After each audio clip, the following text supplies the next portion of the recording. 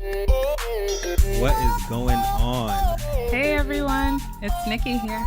Hey, and it's Sam, and welcome to The Good, The Bad, and The Glory. Now, this episode is just a little bit different than what we normally do. We were slated to have our 10th episode celebration, but with all that's happening right now in our nation, in our community, we felt it would only be right to kind of just discuss what's going on right now, kind of postpone our celebration until next week, and just really hash things out that are going on right now, kind of discuss it, and hopefully give some kind of hope and encouragement to you guys. Yeah, we definitely want to sort of check the pulse and just check in with each other and with everyone, all of our listeners, to see how you guys feel, how we feel, just a space to talk about it.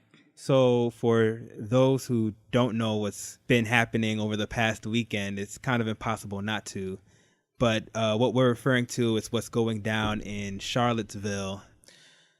This past Saturday, some white nationalists decided to hold a rally to protest the taking down of the Robert E. Lee statue.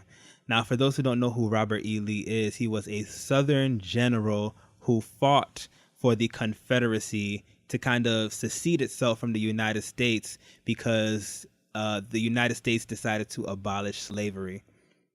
So a lot of white nationalists, people from the alt-right agenda, gathered together to protest in Virginia this past weekend and got into clashes with counter-protesters, and all hell started breaking loose. That is an understatement. What was your first reaction when you first heard the news? Well, when I first heard it, I was introduced to it through images that I saw on social media. And the images of all of these white men with torches was scary. It was literally scary. It looked like a movie. I didn't like it was crazy. It's like you kind of opened up your history textbook. Exactly. Back to 1960, 1970. Like, it's unreal. Literally unreal that this is happening in 2017. It's crazy. Yeah.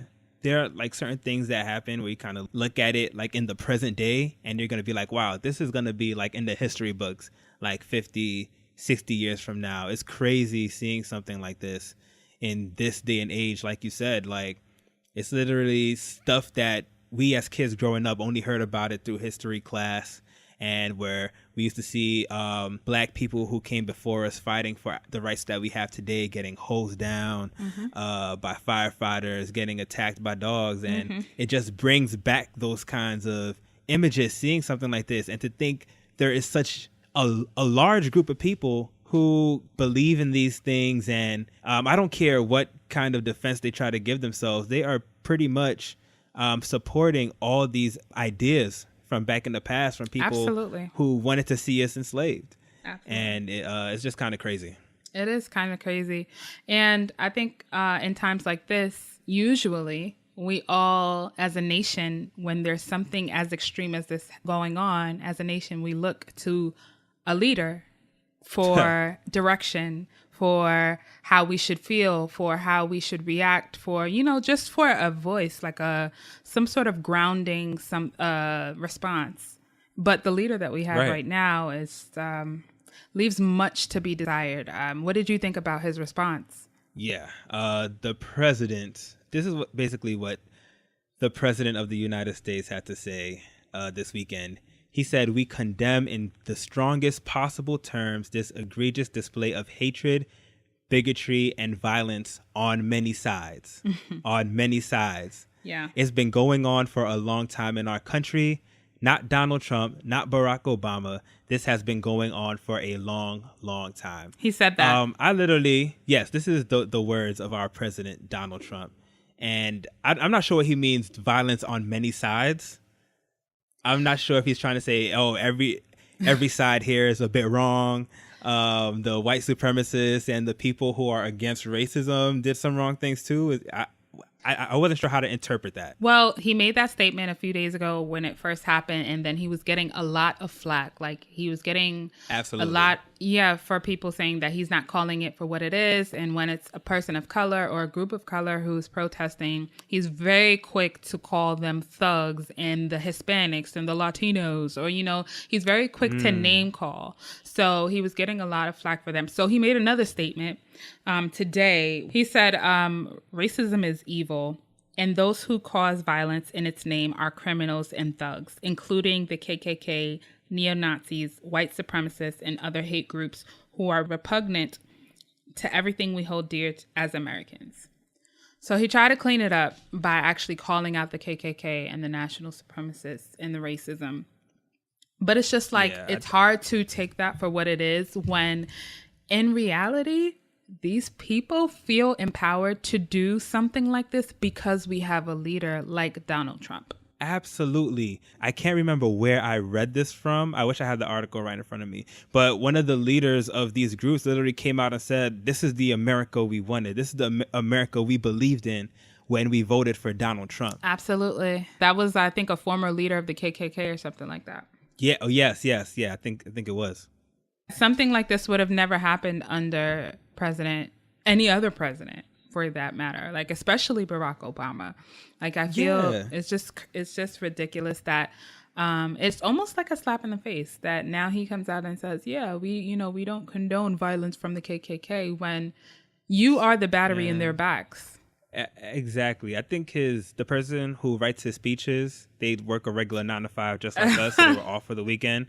Then when they came back on Monday, they gave him like this thing to say. Right. But nah, bro, like, they literally feel empowered because you are the president of the United States. Like, without a doubt. That's what it is. Unfortunately, the clash between the two groups, the white supremacists and the counter protesters, did end in a death. And that was to Heather Heyer. I hope I'm pronouncing her name right. Mm-hmm. She died when James Alex Fields Jr., a 20-year-old from Maumee, Ohio, plowed his car into a group of counter protesters. I saw a piece of the video. It was sickening. Disgusting. Oh my gosh. It was hard to watch, and unfortunately, this young Caucasian lady was killed. And it's just so sad to see that it led to something like this. Yeah. I am. It's like almost at a loss for words because you know that racism still exists. But to see the evil and the hate that comes from this, the fact that you would go to such lengths as to plow your car through a crowd of people to defend your whiteness is despicable. Like, I just feel terrible. So just as a nation, as we look to the leader in times of crises like this, as a Christian, we look to leaders in the church for how we should feel, or for just guidance or words of wisdom in times like this. How do you feel about what you've been hearing or getting from leaders in the church? Yeah, well, I actually haven't seen much on social media. I haven't necessarily been searching for it, but I haven't seen it. So that's not to say that they are quiet. I hope they're not. From your response, maybe it seems like they have been quiet. But it might sound like I'm going on a sidebar, but it actually connects to what I'm saying. I'm actually in Orlando, Florida right now. And I had the chance to go to William McDowell's church this past Sunday. And number one, it was an amazing time being there. But he had words for something like this. And one of the things he said is that it is not a time for the church to be quiet on a matter like this. The church is supposed to be the one to stand up when the Goliaths are coming into town and taking over, and to be the voice of truth, and to be the light, and to speak against evil, and to call out evil for exactly what it is. And it brought to mind a scripture, Isaiah 1:17, which says, "Learn to do right, seek justice, defend the oppressed, take up the cause of the fatherless, plead the case of the widow. Nikki, I know I believe you brought up a scripture similar to this in one of our earlier episodes. And we are supposed to defend the oppressed and stand up for right and to seek justice. And we as Christians, we definitely have to make our voices heard. Absolutely. Absolutely. And I know that like there's a lot of justice work that has to be done because this is a system, right? This is a system that is oppressing people. But also at the root of this is evil in the heart of man. Yeah. So prayer works, right? Absolutely. And sometimes the church gets called out for just resorting to prayer almost as an easy way out. Yes, we have to get into our communities. Yes, we have to connect with elected officials. Yes, we have to work with the system to change the laws and, the things that are in place that are systemic. But prayer works because, like I said, at the root of all of this, if you looked at the faces of those men in that march, if you look at the act of violence of driving your car into a group of people, at the root of that is evil in the heart of man. So prayer is necessary. Absolutely. I believe that is actually the first step of what needs to be done. And in fact, right after we record this podcast, I'm heading to William McDowell's church because he's holding a prayer service to pray against what's going on right now in our community. And that's definitely something that everybody should be doing. We need to pray against this evil, call this evil for what it is, and then speak about it, call out evil, and make sure people know that. And this isn't just for Black Christians. This is for Christians worldwide. We have to pray about this, see this for what it is. Only light could come against evil. Absolutely. And in the midst of this, I know we're wrapping up. In the midst of this, I just want to encourage all of our listeners, take care of yourself. If you need to take a break from social media, from watching or listening to the news, take a break. Check in with your family, your loved ones. Just maintain your sanity. Exactly. I feel like I may or may have not made a joke about this on the podcast earlier, but anytime I travel, I try to look to see if I'm going to a red state or a blue state, just to know if I should have my guard up a little bit. Wow. You know what I'm saying? And it's just so true. Like, you just have to watch your back in the places you're going, because there are people who really dislike people of color just because they're Black and want to cause harm. And once they see that their evil is not being tolerated, they will go to great lengths to make a point, make a message, which is what we saw happen this weekend. So, we need to band together. We need to be like Jesus. Of course, do everything in love. We do not respond to evil with evil. Mm-hmm. But we are also bold, and we are also strong, and we are also a voice. So use that voice to pray, and use that voice to shed light and to show the right way to people who may be lost. That's it. So guys, this was just a really quick half episode for you guys. We hope you guys are in good spirits out there. This is a sobering time for the nation. I feel like the past few years have been, and we just kind of want to just spread love and light and encouragement to all our listeners, no matter of what color you are. We are Christians, so we believe that God is love. We show love to all people, and we thank God for each and every one of you guys. So yeah, just do something that makes you smile this week to combat all of this evil and negativity that's happening in the world. Next week, we will be resuming with that very special 10th episode. Let's go. For you guys. Mm-hmm. We hope you guys really enjoy that. And not only will we be celebrating the 10th episode, but we will also be celebrating 1,000 downloads. Yay! Yes.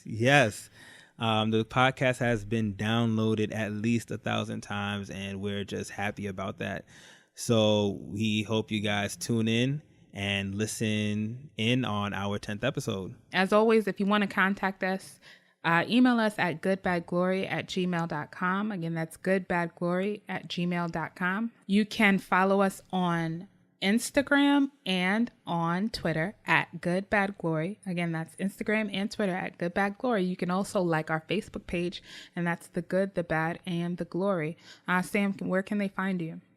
You guys can find me at Oh My Lord, OHMILORD, on Instagram and Twitter. You can find me on Snapchat at Proverbs Boy, PROVERBSBOY. I like to make new friends. Yes, and you can follow me on Instagram and on Twitter at NICKITY_. Again, that's NICKITY_. And we're so looking forward to next week.